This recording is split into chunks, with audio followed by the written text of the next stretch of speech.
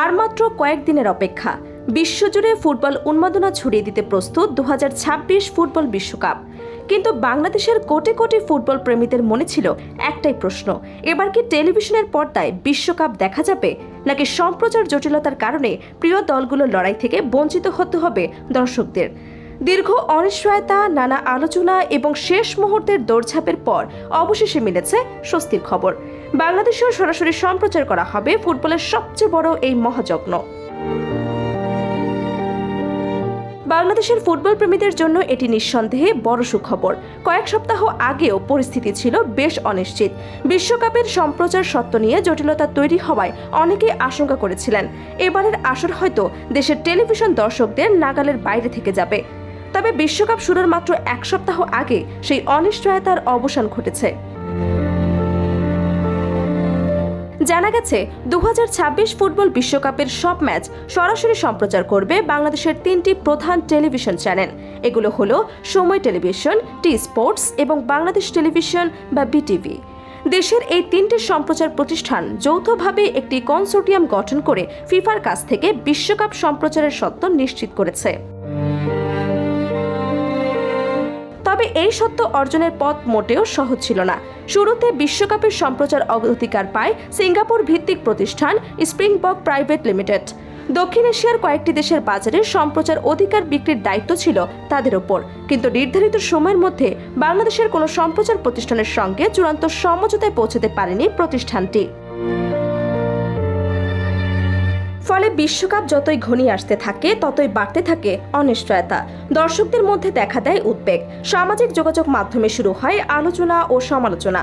অনেকে প্রশ্ন তুলতে থাকেন, বিশ্বের সবচেয়ে জনপ্রিয় ক্রীড়া আসরটি যদি দেশের মানুষ সরাসরি দেখতে না পারে তাহলে সেটি হবে বড় ধরনের হতাশার বিষয়।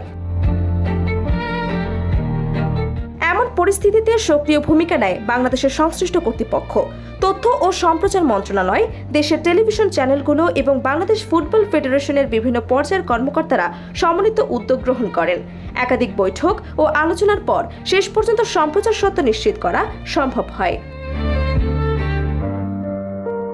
এদিকে সম্প্রচার ব্যয় নিয়ে অনেকের মধ্যেই প্রশ্ন ছিল, বিশেষ করে রাষ্ট্রায়ত্ত সম্প্রচার মাধ্যম বিটিভির ক্ষেত্রে সরকারি অর্থ ব্যয় হবে কিনা তা নিয়ে আলোচনা চলছিল। তবে সংশ্লিষ্ট সূত্রগুলো জানিয়েছে বিটিভির নিজস্ব কোনো বাজেট এই প্রকল্পে ব্যবহার করা হচ্ছে না, বরং পুরো ব্যয় বহন করছে অংশগ্রহণকারী স্যাটেলাইট টেলিভিশন চ্যানেল ও টেলিকম অপারেটর প্রতিষ্ঠানগুলো। ফলে দর্শকদের জন্য বিশ্বকাপ সম্প্রচার নিশ্চিত হলেও সরকারের ওপর অতিরিক্ত আর্থিক চাপ তৈরি হচ্ছে না। এবারের বিশ্বকাপ এমনিতেই ইতিহাসের অন্যতম বিশেষ আসর হতে যাচ্ছে। প্রথমবারের মতো 48টি দল অংশ নেবে এই প্রতিযোগিতায়। এর আগে বিশ্বকাপে অংশ নিত 32টি দল। দল সংখ্যা বৃদ্ধির ফলে বাড়ছে ম্যাচের সংখ্যা, বাড়ছে প্রতিযোগিতার উত্তেজনা এবং নতুন নতুন দেশের জন্য তৈরি হচ্ছে বিশ্বমঞ্চে নিজেদের তুলে ধরার সুযোগ। যুক্তরাষ্ট্র, কানাডা এবং মেক্সিকোর যৌথ আয়োজনে অনুষ্ঠিত হতে যাওয়া এই বিশ্বকাপ শুরু হবে আগামী 11 জুন। 3টি দেশের অসংখ্য শহরে ছড়িয়ে থাকবে ম্যাচের ভেন্যু, আধুনিক স্টেডিয়াম, উন্নত প্রযুক্তি এবং কোটি কোটি দর্শকদের উপস্থিতিতে এবারে বিশ্বকাপ ঘিরে প্রত্যাশা অনেক বেশি। বাংলাদেশের ফুটবল জনপ্রিয়তা বরাবরই আকাশচুম্বী। আর্জেন্টিনা, ব্রাজিল, জার্মানি, ফ্রান্স এবং স্পেন প্রতিটি বড় দলেরই রয়েছে বিপুল সংখ্যক সমর্থক। বিশ্বকাপ এলেই দেশের অলিগলি থেকে শুরু করে শহরের বড় বড় সড়ক পর্যন্ত ফুটবল উৎসবে রঙিন হয়ে ওঠে। তাই বিশ্বকাপ সম্প্রচার নিয়ে অনিশ্চয়তা কাটার খবরটি স্বস্তি এনে দিয়েছে লাখো দর্শকদের মনে। সবশেষে বলা যায়, দীর্ঘ অপেক্ষা ও উদ্বেগের পর বাংলাদেশের ফুটবল প্রেমীরা পেয়েছেন কাঙ্ক্ষিত সুখবর।